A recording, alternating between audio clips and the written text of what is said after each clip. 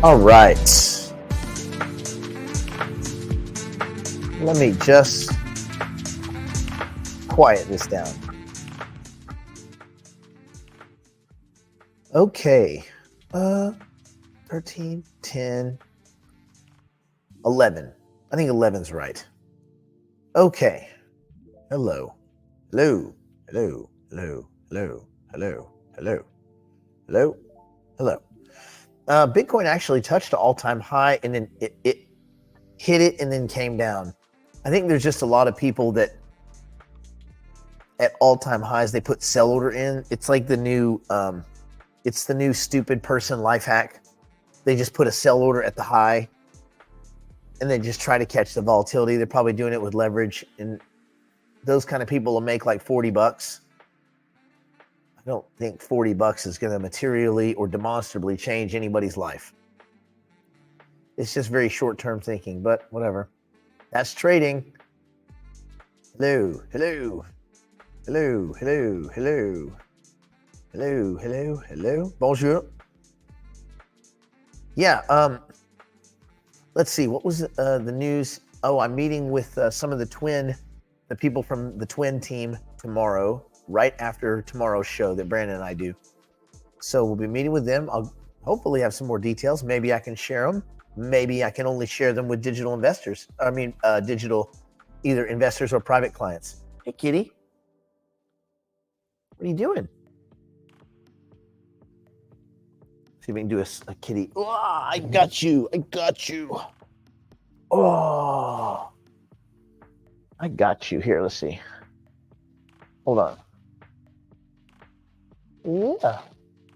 Want to say hi? Want to say hi? It's hard to get them to. Oh. Pretty big for a 17-week-old, huh? Do I get a kiss? Thank you. Yeah. Thank you. All right. Yeah, he's gonna be effing massive. All right. Let's see. If you guys have questions, remember, just write the word question. He's gonna be in the background tearing stuff up. I assure you of that. Hello. Howard in the house. Hello, hello. Uday, what up? He's being a nutbag today. I got him a cool tree. I'll show you. Whoa, what are you doing? I got him a badass tree. He'll outgrow it soon, but he likes it. It kind of looks like furniture, so I just leave it. People are like, what is that? I'm like, it's furniture. They're like, it doesn't look like furniture. I'm like, well, you look like furniture. All right. Let's see. One of the Binance executives being held in Nigeria is a family friend. Yeesh. That sucks. I like Binance. The whole world shit on Binance because, CZ is a creep, but he's not a thief. That's the whole thing. Brian Armstrong is a creep, and he's a rat. And in many cases, he thinks he's a regulator, but he's the best bad exchange operator we know. Let's see. How do you don't keep a cat like that from destroying furniture, Patsy. You just let him do it and you just assume it's going to happen. It's just part of the burn rate of the house.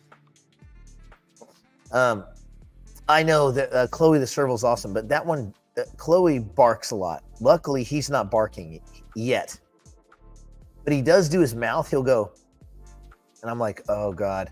When he gets older, that's going to be a bark. Yeah, he's getting big. Okay. As far as I know, it's gone. He has sometimes he sneezes in the morning, but they're doing stucco work. I think it could be that because I sneeze in the morning every now and then. Okay. What country is your cat from? What country? Los Angeles. Okay, question. Thoughts on BTC layer 2s? Joseph, they're not that interesting. You can have layer 2s that run across Bitcoin rails, but they've already kind of solved that. There's tons of layer 2s which run, which make things,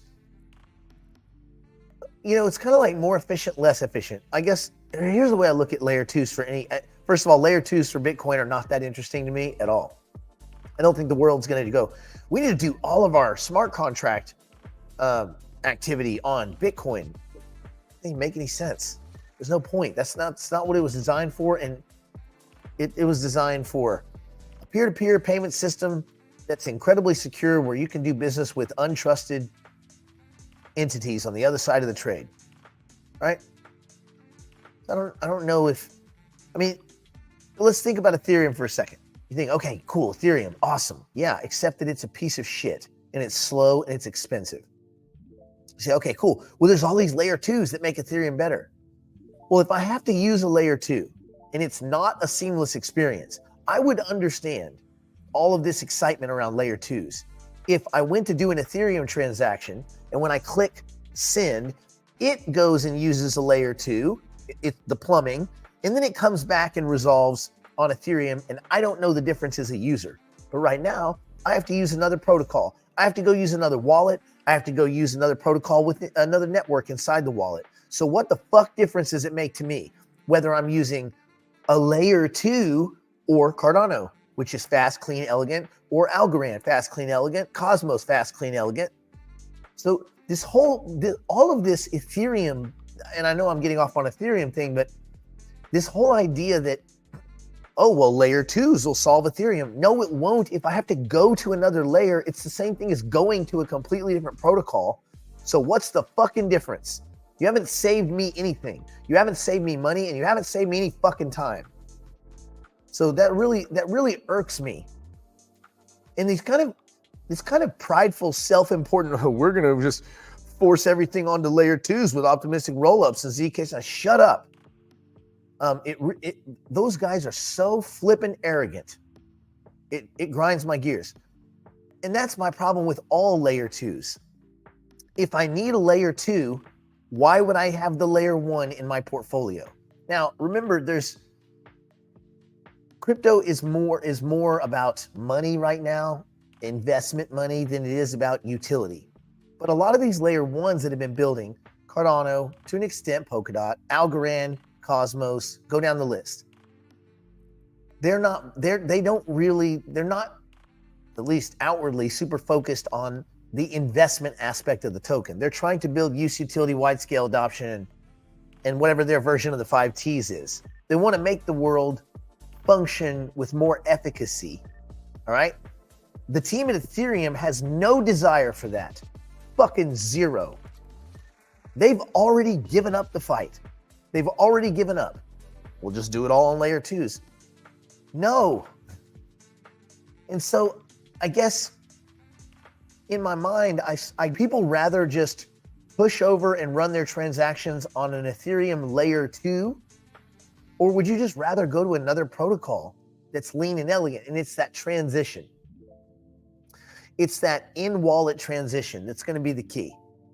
When we finally get a multi-asset, multi-protocol wallet, which this seems like the simplest shit on the planet.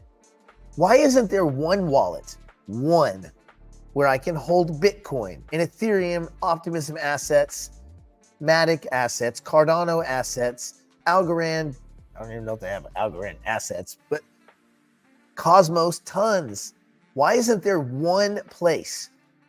Why on earth do you need 17 different fucking wallets? It's so stupid.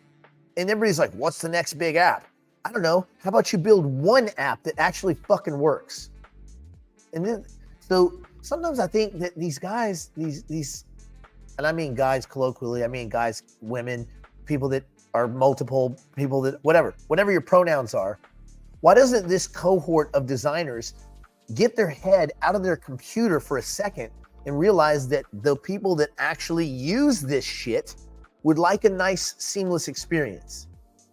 And when they were, okay, and then why this is kind of apropos is because I was hearing about the Sentience wallet, and I said, cool, is it multi-asset? And they're like, what? Is it multi-asset, multi-protocol? Oh, well, it's like MetaMask. Okay, well, I have MetaMask. Yeah, but it's like that, but better. Why is it better? Well, because AI, bullshit. Because AI, you sound like Render. Listen, if tooth decay became a big problem, Render would be the new Render fighting tooth decay and AI. Like, come on, man. Johnny come lately asked. So, we still haven't seen, help me here. We haven't seen one app that actually makes the world a better place. The only asset that even comes close, this is where we'll bring this back around, Joseph, is Bitcoin. It's the only asset that's made any difference, really, if we're being honest, any difference to humanity is Bitcoin. Hey, why? Why is that? Doesn't make sense. It's for rich people. No, it's not. So when you started seeing collapses in economic systems, socioeconomic systems like Turkey, Venezuela, things like that, we remember the massive hyperinflation of Venezuela. There were people, because you had this kind of public electricity, you basically socialize electricity costs and all this kind of stuff, which basically everybody has electricity. Great, for free. Yeah. Basic good, basic service, like air. Everybody gets air. Everybody gets electricity. People were buying old, out-of-date crypto miners, Bitcoin miners. They were plugging them in. They were figuring out how, right? The impoverished. And there were families like moms with like 3 kids that got to eat for the last 5 years because they were mining Bitcoin off the free electricity. Because even an inefficient Bitcoin miner with free electricity plugged into a mining consortium can earn some yield. It was enough to feed families. That's an actual case. That happened. And I can't think of too many other technologies that may have actually saved, at least in crypto, that have actually made a material difference in people's lives. I can't think of one. And for all the hoopla, song and dance and everything, Charles Hoskinson and all, I like Charles, he's awesome. But he hasn't made life better for anyone. And Gavin Wood hasn't made life better for anyone. Matter of fact, maybe worse. If you use Solidity to program, you've been stuck in that quagmire. And Vitalik Buterin hasn't made life better for anyone except a bunch of people that were already rich. None of these companies and none of these talking heads have made life better for anyone in any way. Not even a little bit, other than Bitcoin. And again, that's a tiny use case, but it's a legit one. Nothing. Your pizza experience is not better. Oh, I order a pizza now and the pepperonis are delicious because crypto. Bullshit. The only answer, because crypto, is because it put money in my pocket. So remember, you got to have 2 buckets in your brain, two sections of your brain. One is the investment side, and one is the actual use utility and wide scale adoption side. And if those 2 buckets exist, there is only Bitcoin in both of those buckets. None of the other assets have done a single fucking thing for humanity. They made a lot of us rich, so we just got to be honest with ourselves. In layer 2s on Bitcoin, who cares? That's not what Bitcoin was designed for. So I just think it's a bunch of who cares. I think they got to square a multi-network app. And I don't know why. This just seems impossible. Smartest minds in the world. We're going to go and fucking live on Mars, but we can't have a multi-asset, multi-protocol wallet. Can't be done. It's impossible. Why? You have EVMs. You guys say you can convert assets back in. It's impossible. The technology doesn't exist. We don't have such things. Quit talking crazy. Go worship your sun god. All right. With all the coin values increasing, how do stablecoins keep pace? Well, stablecoins, Chris, you need to expand on that question, because there's some questions in there. If people are buying in, okay, so one way you could look at it is as a bunch of demand increases, people are buying into crypto. One way they would buy in is by going to an exchange, sending money to the exchange, and either they would hold it in stablecoin or they would go Many of those exchanges might have gateways directly from their currency into the crypto asset. But mostly you have to buy stablecoin. So as the demand for stablecoin increases, the stablecoin, it's kind of like a government treasury function. They'll print up more stablecoin as there are more dollars. Basically, the way stablecoins work, I'm sure you guys all know this, but a stablecoin, think of a stablecoin as a management facility, and they're usually structured as a trust. And currency units come into the trust. The trust then purchases, it does two things. For every dollar that comes in, it spits out a $1 equivalent notional value stable dollar. And then you have the actual dollar that's still in that trust, and that goes into kind of a panoply of assets. It would go into short-term treasuries, any kind of on the bill side, because you have bills, notes, and bonds. As you go out on the risk curve, it would be on the bills side. Short-term things they can roll over. It might sit in a money market. But what they will do is they'll try to make a little bit of a little juice on that, a little vig on that. They need money to run the trust. And that's all they do. Now, sometimes you have a situation like Tether where they just print up money out of thin air. There's not really much accounting. But because they did this way back in the day, and this is counterfeiting, basically, because they did it back in the day and they were taking their proceeds and they were buying Bitcoin and Ethereum and some other assets, they've made so much return on their investment that they can bring those assets back, sell them back into stablecoin, and they actually have the amount of money that they claim to have that they never had, which is a weird reverse Ponzi scheme thing. So whatever, but the idea is that as there's more demand and more currency units hit exchanges, those exchanges, they would be converted into stable coins. But it is the horse leading the carrot, right? It is kind of reversed. So it's a weird, and technically it shouldn't keep pace, because if I take $100,000 and put it on Coinbase or $2, I can't do it right now because they froze my account, pending a security review. It turns out, by the way, if you threaten to do a formal complaint at Coinbase to their customer support, you too will get a security review to verify that it's actually you making transactions. So, don't wage a formal complaint on Coinbase. Don't worry. The second my assets are free and clear, I'm taking everything off Coinbase. And I'm urging my clients to do the same. We're going to take about $100 million off of Coinbase in the next 24 hours. And although they won't feel it because they don't give a shit, at some point, maybe somebody will be like, hey, why do you think all those dudes left Wednesday?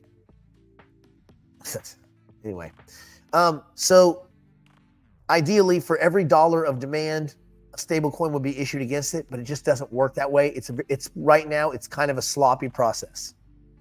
So there's a lot of questions in that question, but that's good. It's good to kind of talk your way around that. How big will Loki get? Loki will get it to be about 40 to 45 pounds. And big. Remember, the servals are the smallest of the big cat family. Smallest in girth, but I think that they're not the smallest, because I think they weigh about the same as some of the other big cats. 45 pounds. Well, 45 pounds is not big compared to like a 400 pound, lion or tiger, but 45 pounds is a lot bigger than your average, 10 pound house cat. You might say. All right. A little late. Hey, better late than never, right? Yeah, I do keep him well fed. I keep him eating all the time. He eats all the time. He eats all raw food, and he eats lots of it all the time. Okay. Built an addition to the house as a game room. Oh, that's cool. That's a good idea, Howard. Yeah, I don't know. I haven't kind of sorted all that out yet. The cat has a lot of space to go and play. So I'm just going to let him go and play. And whatever he tears up, I'm just going to assume that was just part of the cost, the carrying cost of having a cool cat. got a great personality though. So I'm trying, and Voodoo, the other one, has a great personality. So together they play a lot. I just got to make sure they play safe. Yeah, one wallet to rule them all. It's very frustrating. Is the ETH update coming tomorrow with lower fees? No, it has no intention of lowering fees.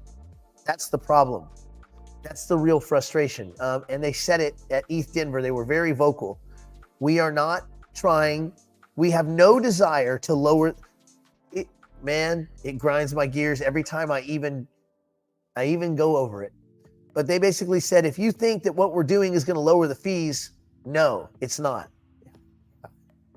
What a piece of shit. This whole community, this whole Ethereum community is eating their own, they're just smoking their own drugs.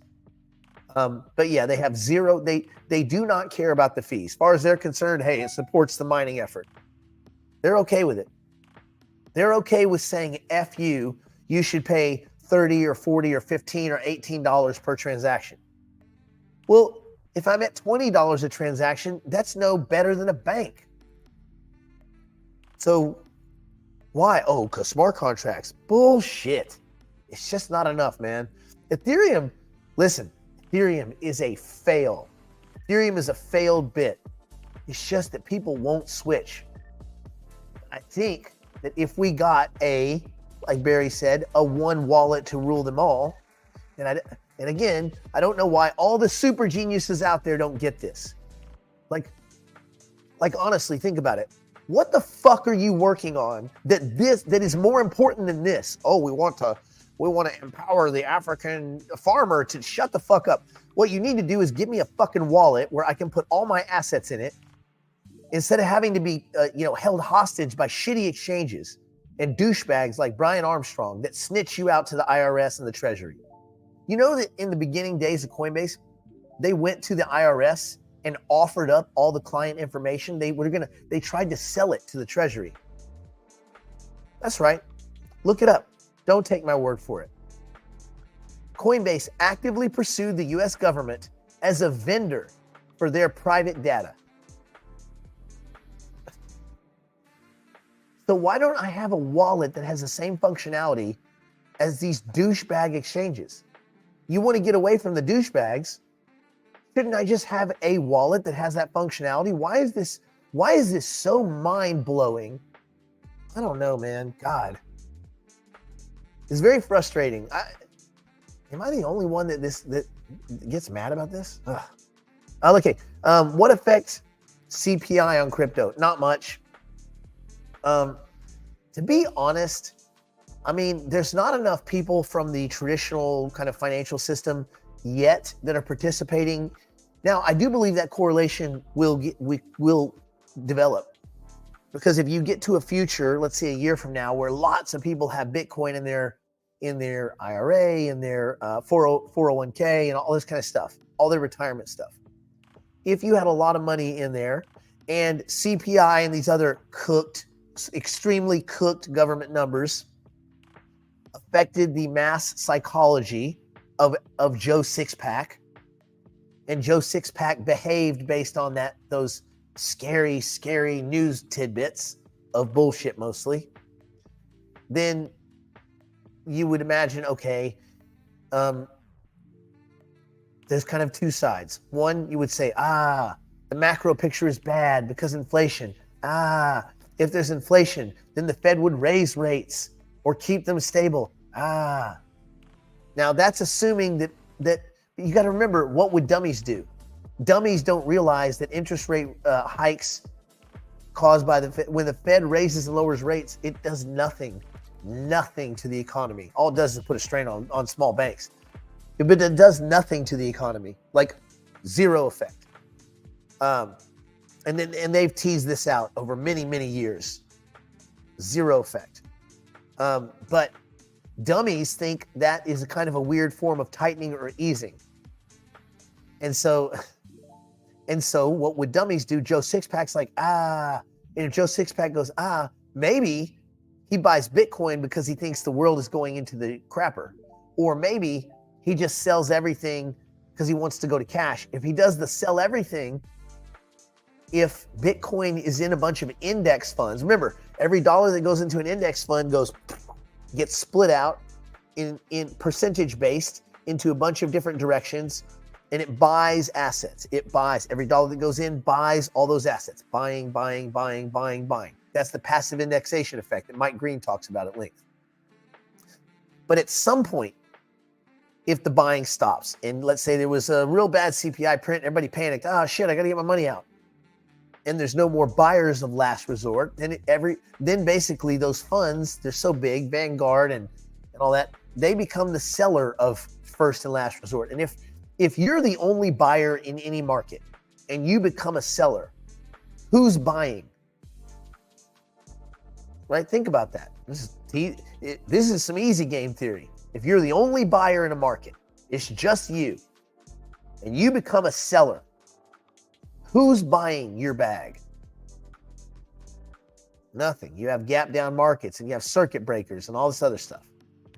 So basically right now, not much, but in the future, depending on how stupid the aggregate investor is, probably more. And I would say that will rise.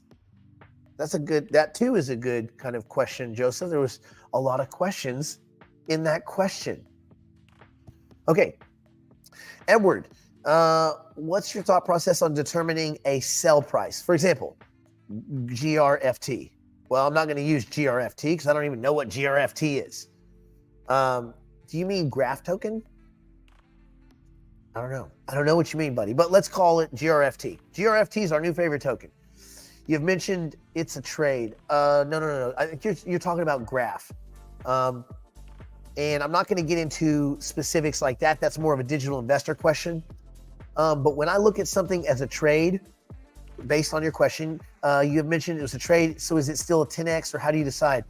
Well, if something's a trade, it's because I don't really think it can hit a 10X. I just no longer believe in that fundamental story.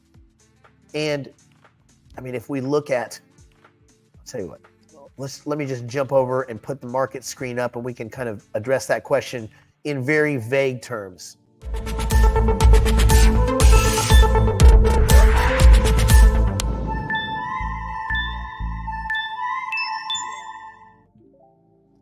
So we're looking at, if you meant graph token, if not, we'll use graph token as an example. We started really leaning into graph token, let's say, vaguely speaking in loose terms, under 10 cents. Let's say we got it at 10 cents. I got 10 cents. I got graph token at 10 cents. If I think it's an investment, that's because I do the 5 T's. And by the way, what are the 5 T's? Everyone, Bueller. What are the 5 T's? I'm going to put them up. I'm going to put them up here. We will all look at them. You look at the team, you look at the timing, you look at the technology, you look at the tokenomics, who owns what, when, where, lockups, unlocks, all this. And then you look at the token and you ask yourself, why does the token exist in the first place? Why token? That's the only thing Michael Turpin ever taught me that really resonated. Typically, we don't agree on much, but on this thing we do. Why token? Why token? There's a bunch of assets, and if you ask that, there's no good answer. So if the answer to why token is to get early investors and founders rich, that's not an answer. Okay, and that's most tokens. Most tokens, if you say why token, there's no good answer. You have to kind of slap together some very sloppy ass paper mache answer that you pretty much know is bogus. So once you've done this, you ask yourself, is this an asset that can achieve use, utility, and wide scale adoption? Well, at some point you're going to start thinking, okay, based on all the research that I've done, you should have read the white paper, or at least put the white paper in Claude 3 or GPT-4 and question the document, learn about the document, learn about what the company is endeavoring to achieve. You're gonna come up with an answer, your gut feeling, based on your training and experience, that says this is either a trade or it's an investment. If it's a trade, it's an asset that you're probably going to hold a year or less. You'd be satisfied with a double or a triple. Okay, a double or a triple, great. And if it keeps going, good, you're on house money. And so on those kinds of things, trades to me typically says it's a year or less. If I can get a 2 or a 3x, I'm probably going to hit the exit, and I'm just going to get back my original investment.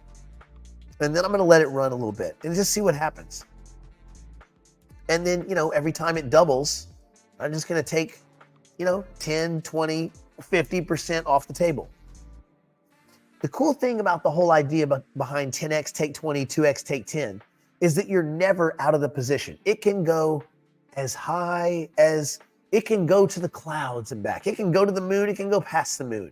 You're still in the position. You're still benefiting indefinitely because math. If you always take 10% of something, you'll never have zero of it. You guys understand this, right? There's never a zero moment. If you're taking 10% and 10% and 10%, there's never a zero moment. You're always in the trade, and which is great. And you're always, adding to your portfolio. So to reduce that question, if you have an asset that you believe is a trade, you don't think it's got 10x left in it. Doesn't mean it won't, but then I would say after a 2 or a 3x, get your money off the table. Perfect example. If we're looking, let's go to crap token. Okay. Coquito governance token, which is bullshit because you're not governing anything, and neither are they. But I'm not gonna bag on the token. There was some very radical price action the other day.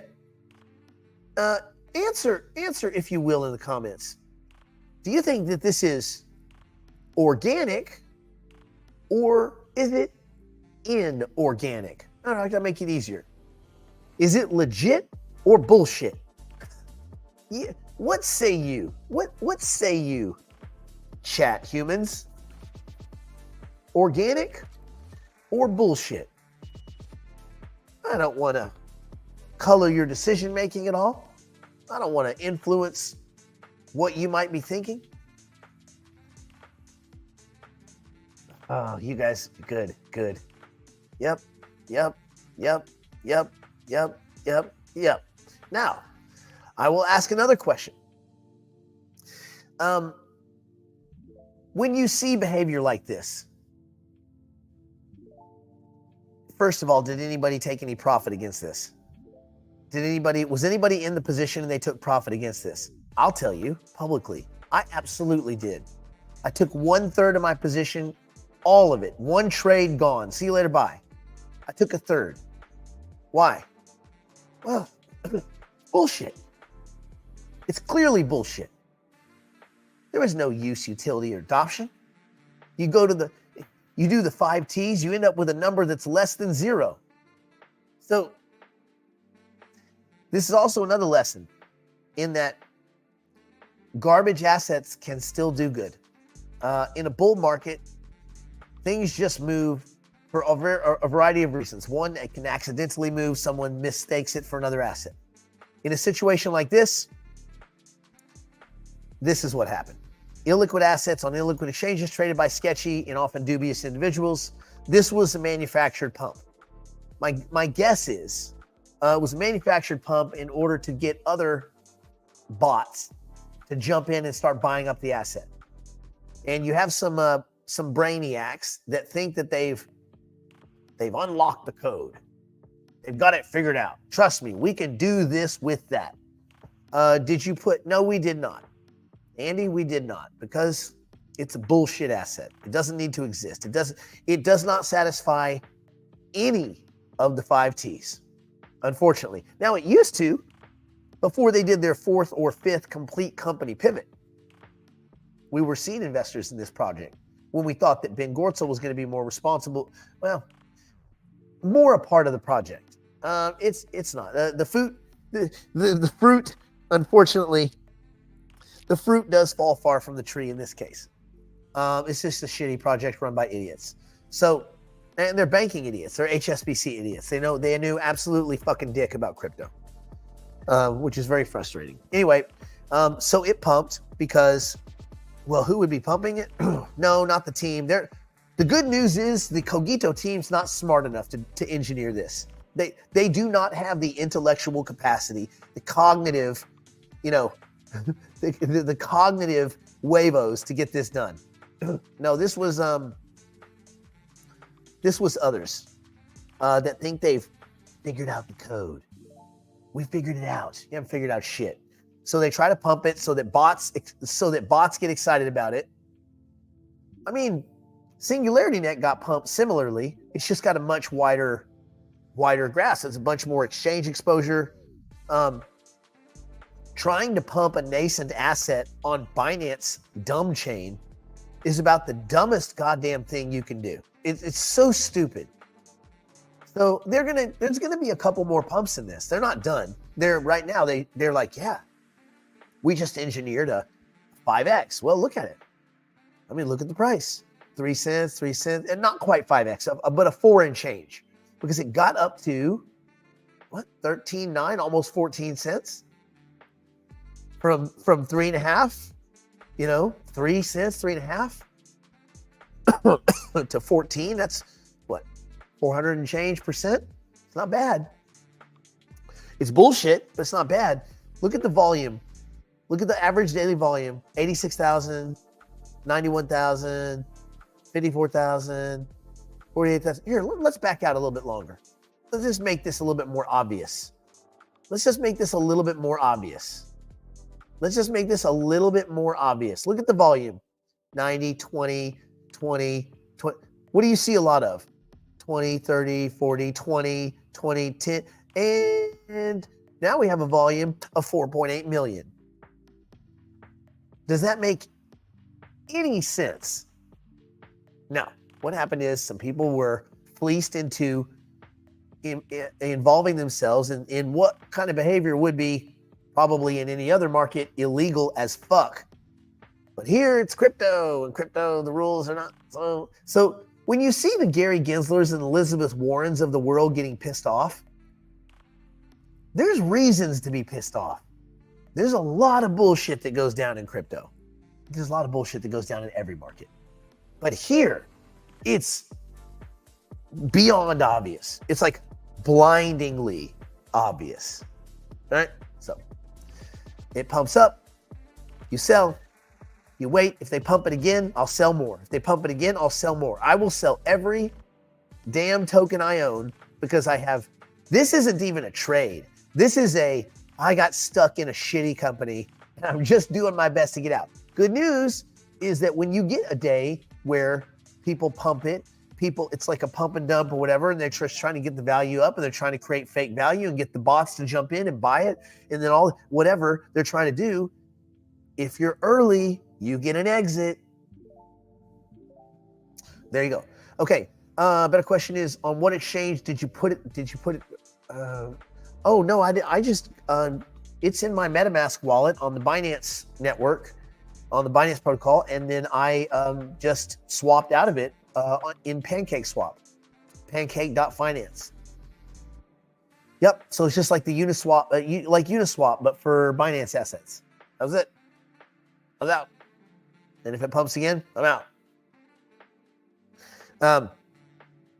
Savvy traders pumping a token, stepping on the next. Yeah, this is exactly right. It's a bunch of people taking advantage of people that don't know any better. And listen, there's so many new people coming into crypto right now.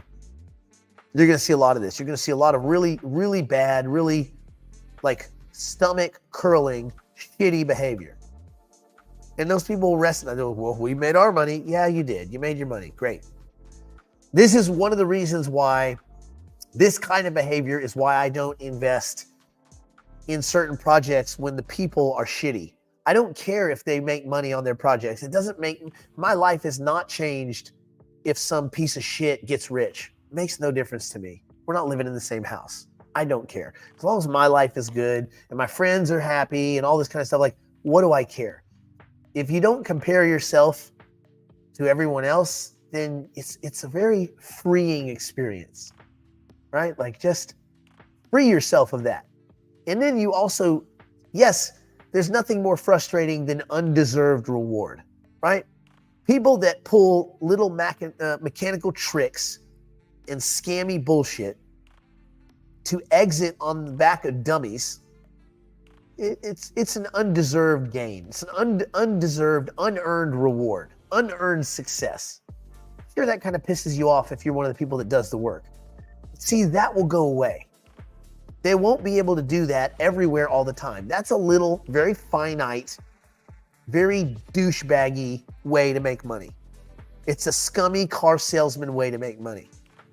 Versus having a game theoretical, really pragmatic approach to trading and investing and understanding your own cognitive biases, those statistical deviations from rational thought or judgment that we all have. It's going to make you a competent fiduciary forever, like forever.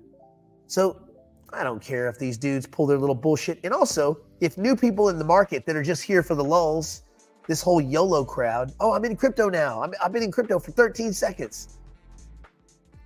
Some of them are going to experience ridiculous gains. You're going to see the article. You're not going to see the article for the 240,000 people that got melted for taking leverage because some asshole on Clubhouse gave him the can't fail system. Like, dummy, that guy's selling you a system because he's using you as his exit liquidity. People don't see it. They're like, I'm making them gains. I get the text. I made so much money on these fucking meme coins and all this. Like, you idiot. But what can you say?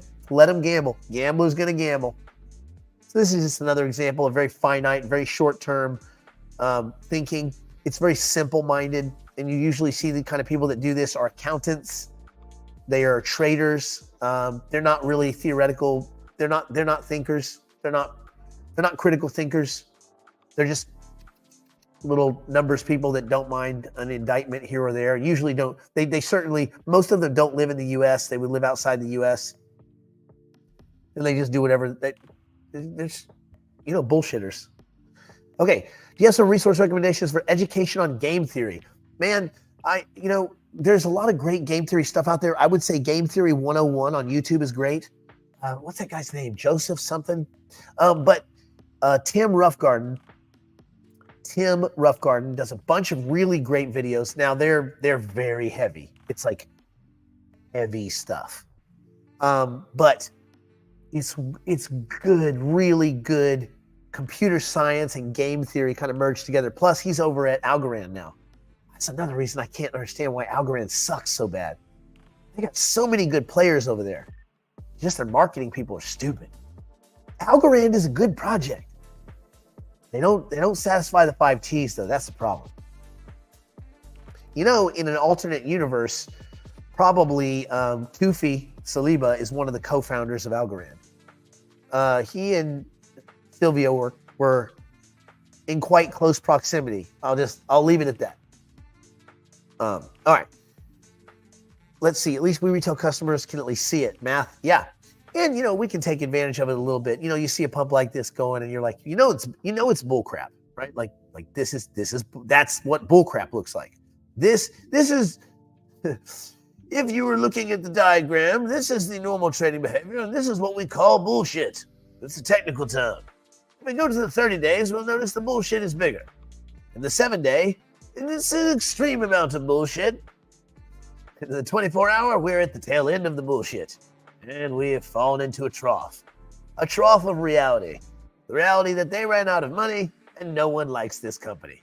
And I guarantee you, there was some asshole over at Cogito that was like, yes, finally people get it. And then someone was like tapped on their shoulder like, no, that's not what this is. Hush now, hush, stupid. Boy, I tell you what, if any of those, if anybody wants to do some sleuthing, if you found out that any of the executives sold against that, ooh, that would be dirty. But they're not smart enough to. That's the good news. They're too stupid to have taken advantage. Okay. Yeah, I'm not a big fan of crap like that. I actually look down on those. I get approached to do those kind of bullshitty things all the time. And I'm just like, fuck you guys. You guys are such narrow-minded ass thinkers. That's usually what you get when people don't, they really can't, kind of read human behavior. They just don't have any tools in the tool shed. So for them, it's like, well, let's just go rob a bank. Why rob a bank? In crypto, you can be a bank. Anyway, okay, Howard asks, Nick, don't we get a group of DI members to pitch in and pay your developer coders to build the ultimate what? No, we're honestly, we're really good at building tools, but we wouldn't be like building pyramids. That really is going to take, because there's a lot of attack vectors there. And I know why no one wants to do it. No one wants to do it because I don't think they think they can get really rich doing it. Otherwise, there'd be an omnibus wallet we'd all use. It's just really frustrating. Yeah. Yeah, it's just really frustrating. It's just, I think that's something outside of the complexity, that out of our wheelhouse, I think. It'd be great if we could, but that's kind of, bigger teams can need to do that. Can you tell me where to get info on hyperpools? No, buddy, you need to go to the, that's going to be something, guys, hypercycle questions, that's for hypercycle chat groups. So no, I cannot. Okay. Let me get down here and see. I'm watching the Tim Roughguard. Oh yeah, it's the greatest. It's difficult. You got to usually catch him a couple of times. What I would do, for those of you that Tim Roughguard's great, by the way, and he was at Stanford, and he was at Columbia, and he's great. So he has a whole series on auctions. There's a lot of game theory in auctions, a lot, and it's very interesting how they kind of move through the second chance auctions and victory auctions and all this kind of stuff. So I think that's definitely worthy of watching, but all of his stuff is worthy. It's just, you can only get through like 1 or 2 videos at a time because it is so dense. Also, if you're doing other stuff, you're not going to get it. You have to be present for Tim's dissertations. They're good. All right. Oh, the British voice of authority. I think you're correct, sir. Okay. Just a quick look at markets, kind of selling off a little bit. I got a couple of notations that Bitcoin had hit 73, but you know how it is, up, down, up, down. The fact that we held 70 is quite compelling. Ethereum right around 4,000, good for Ethereum. Good for Ethereum as an investment. Everything else is kind of quiet. I mean, we've had so many up days. I had thought this weekend was going to go down, down, down and reset a little bit. People would take something off the table, but not much. Other than spammy little douchebag coins. Oh, surprise, surprise. NewNet gave up 12% of last week's, it would have been 48, 49%. And you would ask, and it would be a good question, well, why? Why would such an asset go up so much? And why would it come down so much? But we've already flogged that dolphin, have we not? This doesn't make sense. I mean, it does. 147%. Get off the gas. NewNet. Has NewNet done anything new? No. NewNet, new, no. In. I like that. 3 N's of NewNet. New? No. Now? No. Never? Maybe. Rejuve.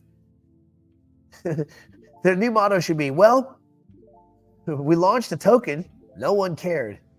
So now we're selling equity, and no one cares. Oh, what a bullshitty proverbial second bite at the apple. But then again, and you can also separate this, the token from the company. Is Rejuve a good company? Yes, it's a good company doing really cool things. But the token is bullshit. It's not necessary. NewNet, cool company, doing cool things. Token, bullshit. Cogito.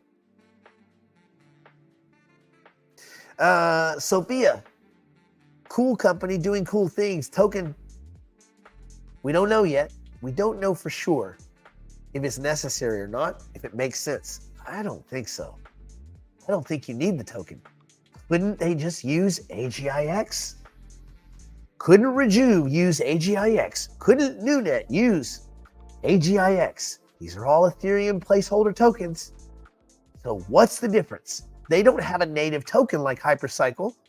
They're not processing transactions. There's no reason for a NewNet token. There's no reason for a Rejuve token. There's no reason for a Sophia token. There's no reason for Cogito, period. The company or the token, period. Singularity DAO, if we're being honest. There's no reason for the token. No reason at all. Just don't need it. And I could go down the list, and there's a lot of them. So be careful. In a bull market, sometimes we make flawed decisions because numbers go up. And numbers go up. It's much harder to trade and invest during a bull market. It just is. And you're going to look back with a kind of interesting sadness at this bull market, because I promise everyone's going to say, oh man, I should have done this. I should have done that. I should have. No. That's all cognitive bias. You should have done exactly what you did, because that's what you did. The only decisions you can lament or regret are the ones that you did not make. Okay? If you sat on something and didn't make a decision, if you skipped one of your exits, trying to gamble, trying to YOLO, oh, I got to catch up. There's no catching up. It's like time on a racetrack. I blew a tire in the first lap. Then you lose. Just get out there and get some good laps in. You're not going to win. There's no scenario where you win. But you make the best of a bad situation. Nobody here, without gambling, is likely to catch up. I'm not going to catch these billionaires. It is what it is. I'm too late in the game. I'm 2 years late in crypto. That's probably 100x multiplier. If I was 2 years earlier, I'd probably be 100x better. But I'm not. Just got to make the best with what you got. Would we be wrong to treat Sophia as a trade? I think Sophia is a trade. I don't think it's an investment. I don't think there's any thesis. There's not, I don't think there's a coherent thesis that this is a lifelong position or that this is a long-term position. This is a trade. Now, it could be a good trade. It could be a really good trade, because these metaverse game things usually have one good, sustained, crazy run, and then they shit the bed. And I think we get that. I think we get that in the summer.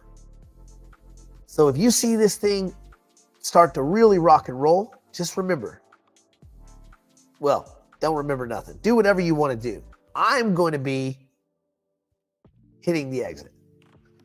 Okay. If it works with the mysterious, well, sentience is part of the whole Sophia thing. It's basically a hack job version of MetaMask that's been having some problems, technically, as far as I understand. Whatever. Supposed to have been rolled out a long time ago. Supposed to have been rolled out in January. Why wasn't it? Well, I got to check my wallet. Yeah. Sounds like a lot of backpedaling there, Bruce. Anyway, yeah. So crypto ain't easy, I suppose. Even things that seem easy just ain't easy. Have you changed your mind about Sophia coming out with this? No. I think there's going to be cool stuff, but utility? Oh, what? What utility? It's a game. It's a metaverse play. Cool.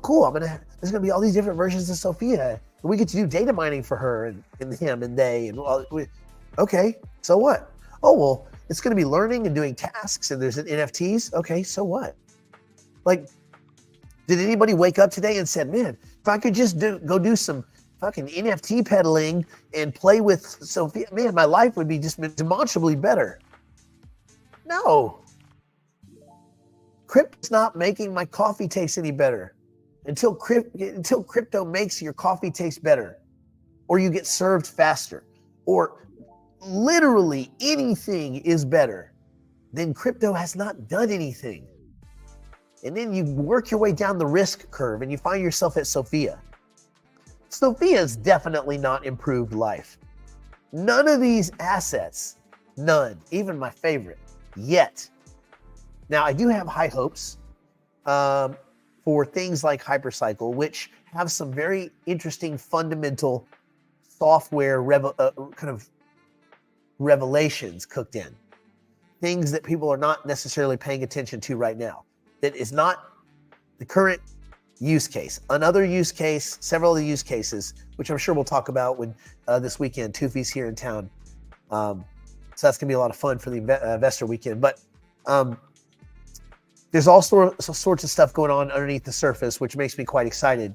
That it could be one of a small handful of assets that do actually materially change something in the real world, in the atom space for humans. But right now, it's only Bitcoin. Everything else is a huge gamble. So just be cognizant of that. All right.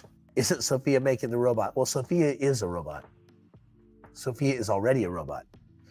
I got pictures of Grace. I was with Grace like a month ago. Anyway, doesn't matter. Stay in school. Don't do drugs. Don't do anything my poor insolvent, strung out on methamphetamines grandmama would not do. And I urge you, I bid you, a good day to you. A good day to you.